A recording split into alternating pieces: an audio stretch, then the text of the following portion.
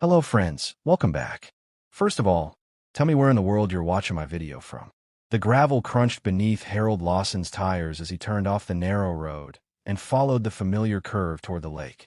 He slowed without thinking, the way he always had, as if the land itself deserved respect. The cottage came into view through the trees, its weathered pine siding catching the late afternoon light, the same pale gold it had reflected for decades. 60 years of seasons had passed over that structure. Wind, snow, sunrain, births, deaths, promises whispered and kept. Harold parked the truck and sat for a moment, hands resting on the steering wheel. In the side window, his reflection stared back at him. 67 years etched into his face, silver threading his hair. Grief settled quietly behind his eyes. He adjusted his jacket and reached for the gift bag on the passenger seat. It felt heavier than it should have, not because of its contents, but because of what it represented. Inside the bag was a cedar jewelry box he'd commissioned months earlier, hand-carved by a craftsman in Tofino. The pattern along its lid mirrored the same design his father had carved into the original cabin door back in 1962. Harold had kept that door when the cottage was renovated, stored it carefully, unable to let it go. Some things weren't meant to be replaced. They were meant to be carried forward. He stepped out of the truck and followed the gravel path up to the porch. The dock stretched into the lake just as it always had, boards worn smooth by generations of bare feet. His parents had honeymooned here. He proposed to Eleanor on that dock, heart pounding so hard he nearly dropped the ring into the water. Derek had taken his first steps on this very porch, laughing as Eleanor clapped her hands and called his name. 4 generations of Lawson Summers lived inside these walls, whether the people inside understood it or not. The door opened before he could knock. "Harold, you're early." Megan stood there smiling, but the smile stopped short of her eyes. It always did. She wore clothes Harold didn't recognize, designer labels, tailored lines, jewelry that flashed in the sun when she shifted her weight. "Come in," she said. "I made dinner." Had she? In 3 years, she'd never cooked for him once. Harold stepped inside, and the air changed instantly. The living room stopped him cold. Where his mother's modest oak sofa had once sat was now a massive leather sectional, black and imposing, swallowing the space. Chrome and glass tables replaced furniture his father had built by hand. The walls felt wrong, bare in places, crowded in others. Paintings Eleanor had chosen carefully over decades were gone or rearranged, their absence louder than their presence had ever been. It felt less like a home and more like a hotel lobby pretending to be one. "Dad." Derek emerged from the kitchen, wiping his hands on a towel. He looked thinner than the last time Harold had seen him, shoulders curved forward, posture uncertain. "Thanks for coming up," Derek said. "Of course I came," Harold replied softly. He set the gift bag on a side table that hadn't been there before. Everything felt unfamiliar now, like walking into your own memory and finding the furniture rearranged. They sat at the dining table, another replacement. Cold marble instead of the warm pine table Harold's father had built, the one that used to creak gently when someone leaned too hard. Megan poured wine into crystal glasses Harold didn't recognize, filling hers nearly to the rim. The food arrived, plated perfectly, clearly catered. Harold waited until she finished serving.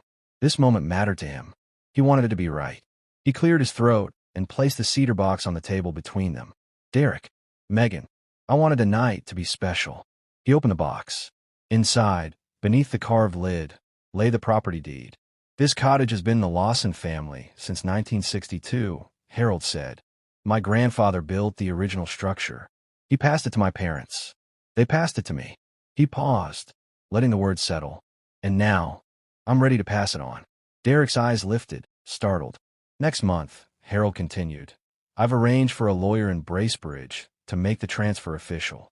The cottage will be yours, Derek, to keep in the family, to bring your own children here someday." For a heartbeat, silence held the room.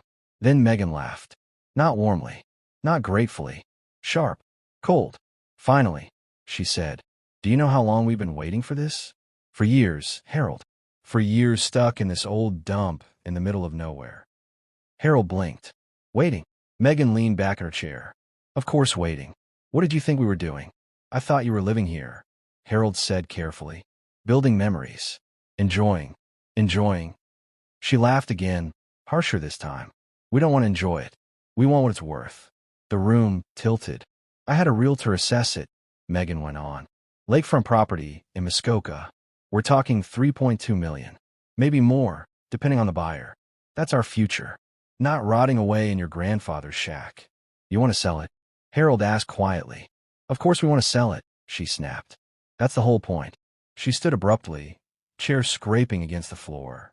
What did you think? That we'd waste our lives babysitting your precious memories? We deserve that money after 4 years of waiting for you to finally let go. Harold turned to his son. Derek, he said, did you know about this? Derek stared at his plate. His hands clenched around his napkin. He said nothing. The answer landed heavier than any words could have.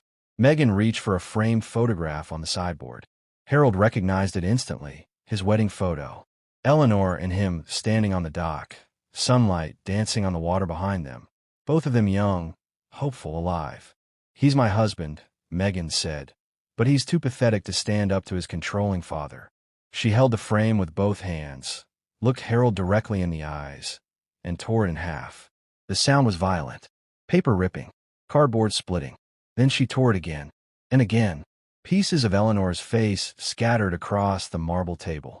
This whole cottage is a shrine to your dead wife. Megan screamed. We've had to live with her ghost for 4 years. Her furniture, her dishes, her photographs. Everywhere we turn. Harold didn't move. We're done, she continued. This is our house now.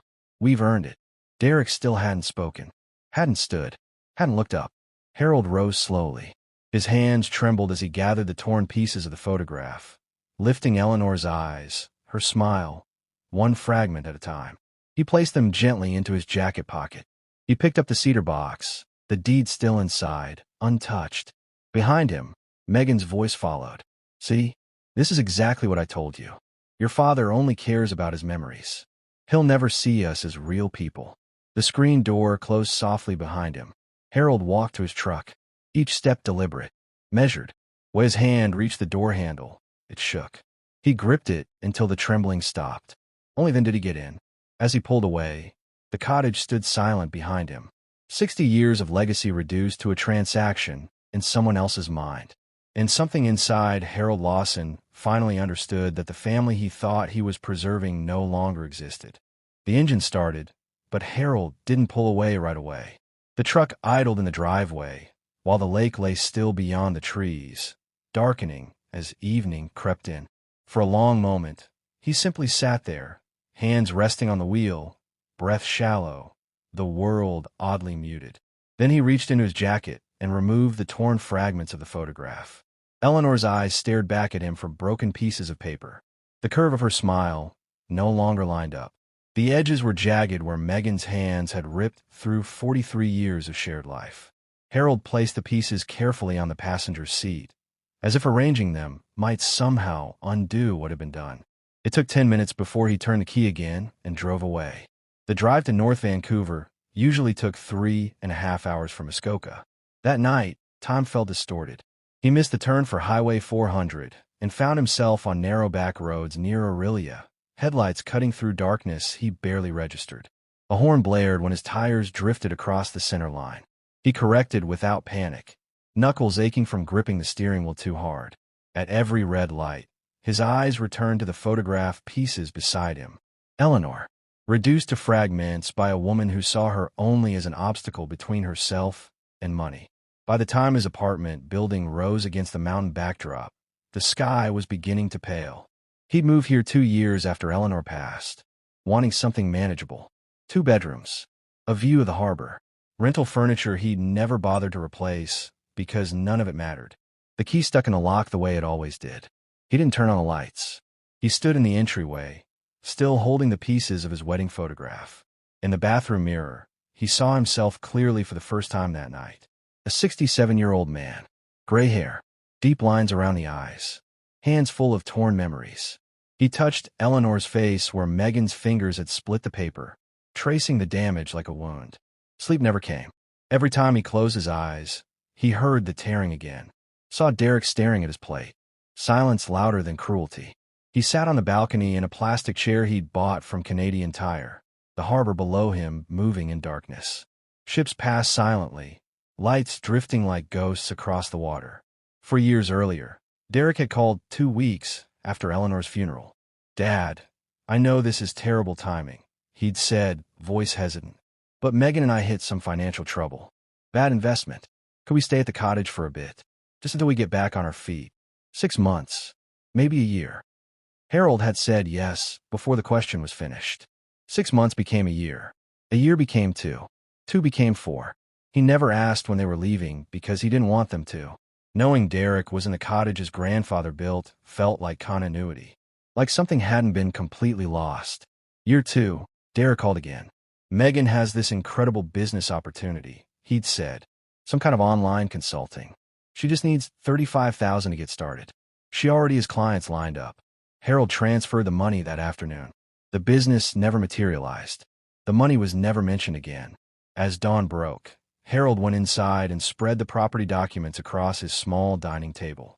Deed, tax receipts, insurance policies, utility bills. 4 years of property taxes at $22,000 a year. Insurance at $6,000. Maintenance and utilities on top of that. Plus the $35,000 loan. Over $140,000. And they'd already had the property assessed for sale. They hadn't been living there. They'd been waiting. Waiting for him to step aside. Waiting for him to die or sign or disappear. Waiting to cash out. Derek hadn't said a word while Eleanor's photograph was destroyed. That told Harold everything he needed to know. He stood in the bathroom again, studying his reflection. 35 years as a chartered accountant. 15 as a financial advisor.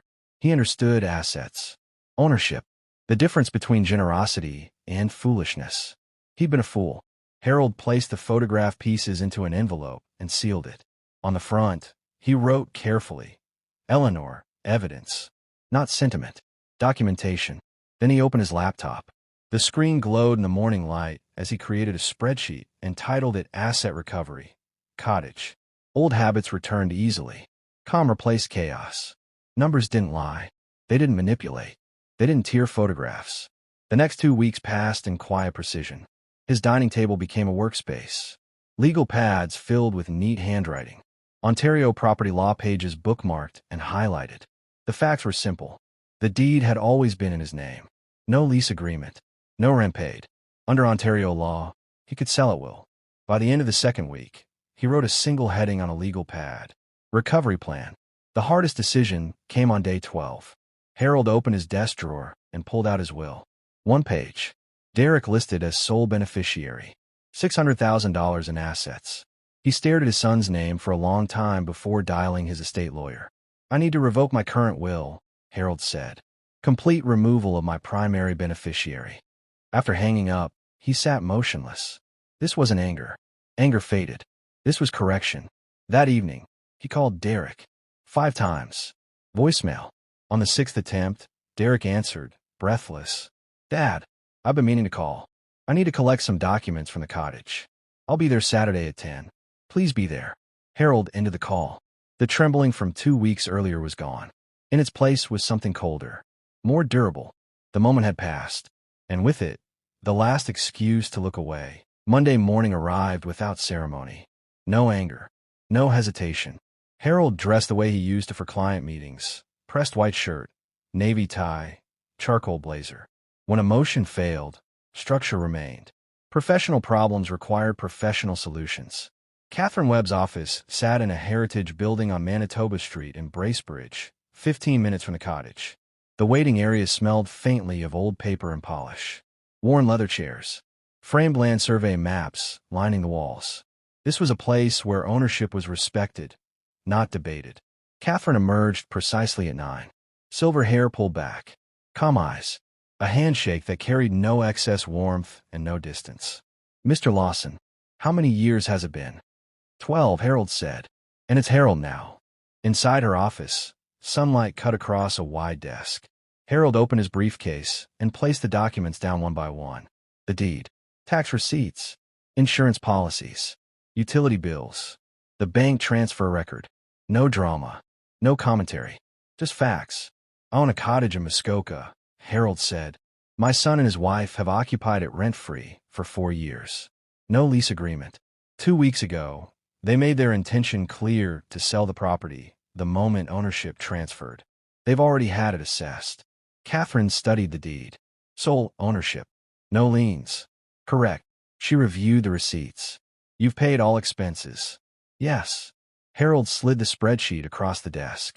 $143,000 in documented costs, plus a $35,000 loan that was never repaid. Catherine leaned back slightly. Legally, you're in an unassailable position. Under Ontario law, they're guests. Nothing more. I want this handled quietly, Harold said. Sell the property. Then notify them. Catherine nodded once. Standard closing. 60 days. We'll serve notice 30 days prior. They shook hands. 2 days later, Harold began preparing for Saturday. He made lists. Every valuable item he could remember. Furniture his mother had loved. Fishing gear his father had used. Paintings Eleanor had collected across decades. Photo albums spanning 60 years. The spare room held a lifetime they'd ignored for 4 years. Saturday morning was bright and cold. Harold arrived at the cottage carrying a camera, a notepad, and a measuring tape. Derek opened the door before he knocked. Dad, listen, about 2 weeks ago. Not now, Harold said calmly. Where's the key to the storage room? It's unlocked, Derek replied, confusion creeping into his voice. Harold walked past him. Megan wasn't visible, but her presence was unmistakable. She was there, hiding, watching. The storage room looked exactly as Harold had left it. Pine furniture, fishing rods, Eleanor's paintings. He set the camera down and began documenting each piece. Measurements, condition, angles, methodical. What are you doing? Derek asked from the doorway. Clarifying ownership. You're not taking all this, are you? Harold stopped and looked at his son, held the gaze until Derek dropped his eyes. These belong to your mother, your grandmother, your great-grandfather. They were never part of the real estate. The inventory took 2 hours. When Harold left, Derek didn't stop him. In the truck, Harold searched for an antiques appraiser. The top result made him pause. Lakeland Estate Services. Owner, Catherine Webb. Efficient woman. He emailed her. She responded within the hour. Thursday arrived with Catherine pulling into the driveway precisely at 10. Practical clothes. Equipment cases. Competence in motion. She introduced herself professionally. Megan attempted charm. It failed. Inside the storage room, Catherine worked with cotton gloves, tracing joinery, examining finishes. Eastern white pine, she murmured. Hand-cut dovetails. Pre-war craftsmanship. My grandfather built it, Harold said. Then it's irreplaceable. She moved through the room quietly. Eleanor's paintings. His father's fishing rods. These are exceptional, Catherine said softly. Hardy Brothers. Pre-war. Megan appeared. So how much is everything worth? My report goes to Mr. Lawson, Catherine replied without looking up. The appraisal lasted 3 hours. When they were alone, Catherine asked directly, Why are you appraising your own possessions? Because this is no longer my home, Harold said. And I'm leaving. Catherine nodded. I understand. She offered professional removal, climate-controlled storage, quiet handling. Harold accepted. That evening, the appraisal report arrived. Detailed. Precise. At the bottom, a handwritten note. I recognize someone protecting what is rightfully theirs. 3 weeks later, Catherine called. I have buyers. Cash. Closing in 60 days. Yes, Harold said. Proceed. He called a moving service. Then Derek. I'll be collecting my personal property Saturday. It would be easier if you weren't present. Saturday came with surgical precision. Catherine's truck arrived at 9. 3 movers. Inventory sheets. Documentation. Megan threatened police. Catherine invited it. Furniture was wrapped. Paintings crated. Fishing rods boxed individually. Derek watched his grandmother's furniture leave the house.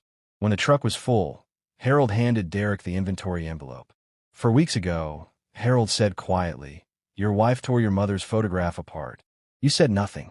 You had weeks to call. You didn't. He left. The storage facility door closed. The key rested in Harold's hand. For the first time in weeks, he exhaled. This wasn't revenge. It was correction. And it wasn't finished yet. The notice arrived on a Monday morning. Harold was making coffee when his phone rang. The sound cut through the quiet of his apartment, sharp and final. Catherine's voice came through steady, professional. It's delivered. Courier confirmed signature at 10:15. Derek signed for it.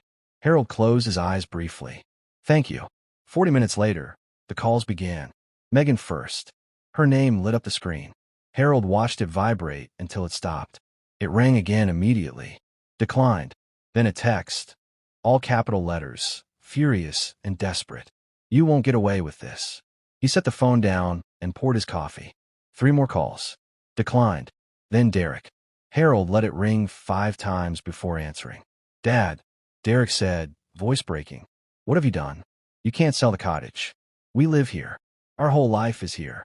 Harold leaned against the counter, steady. It has always been my cottage. I paid every bill. I gave legal notice. This isn't happening to you. It's happening because of choices you made. But where will we go? Derek pleaded. We have nothing saved. That should have mattered 4 years ago, Harold replied. Or 2 years ago, when you borrowed $35,000 and never mentioned repayment. Or 4 weeks ago, when your wife destroyed your mother's photograph. Silence. Then the phone shifted hands. You pathetic, cruel old man, Megan hissed. We wasted 4 years of our lives in that cottage. I paid $140,000 so you could live there for free, Harold said calmly. You wasted nothing. You exploited generosity. I owe you nothing. He ended the call and blocked both numbers. The legal response unfolded exactly as Catherine predicted. 2 lawyers declined the case outright. A third accepted their money and filed an emergency motion claiming verbal promises and emotional investment. The courtroom was small, efficient, indifferent to drama. Justice Morrison listened patiently, then dismantled the argument with surgical precision. No written agreement. No rent paid. No legal standing. The gavel struck. Motion dismissed. They had until December 15th to vacate. Outside the courthouse, Megan screamed accusations that bounced uselessly off stone walls. Derek stood behind her, diminished, hollow. No, Harold said quietly when she finished. You destroyed what remained of this family when you tore my wife's photograph apart. I corrected a mistake I made 4 years ago. He walked away without looking back. Closing day came without celebration. Paperwork, signatures, wire confirmations. $2.7 million deposited cleanly into his account. The Calgary couple shook his hand, promised to take good care of the place. He believed them. An RCMP officer delivered the eviction notice the next morning. Derek and Megan moved into a small rental in Barrie. Their free life was over. A week later, Harold sat in his Vancouver estate lawyer's office and changed his will. 2 beneficiaries, the Canadian Veterans Support Foundation and Catherine Webb. When Margaret raised an eyebrow, Harold answered simply. She treated me like a person when everyone else saw an asset. Life didn't return to what it had been. It became something quieter, truer. Harold began volunteering, offering financial guidance to elderly clients being pressured by family members. He recognized the patterns immediately. Entitlement masked as concern. Control disguised as love. Trust your instinct, he told one woman gently. Real family doesn't rush you to give up your security. In the evenings, he sat on his balcony with Catherine, watching the harbor lights blink on one by one. They talked about loss, about rebuilding, about the strange peace that comes after you stop trying to save people who don't want to be saved. One snowy night, as flakes drifted past the window, Catherine took his hand. You didn't destroy your family, she said. You refused to let them destroy you. Harold thought of Eleanor, of the dock, of a photograph torn and preserved as evidence. I spent my life protecting other people's assets, he said. I finally learned to protect my own dignity. Weeks later, he received an email from Derek. Apologies. Admissions. Therapy. Regret. Harold read it once. Then he replied with care, not hope. I see your awareness. That matters. But what changed me cannot be undone. I need distance. If you're becoming better, do it for yourself. He sent it and felt no guilt. On a quiet evening in February, standing beside Catherine as the city settled into night, Harold realized something unexpected. He wasn't lonely. He wasn't angry. He was free. Family, he understood now, wasn't blood or obligation or patience stretched until it tore. Family was respect. And once he learned that, everything else finally fell into place.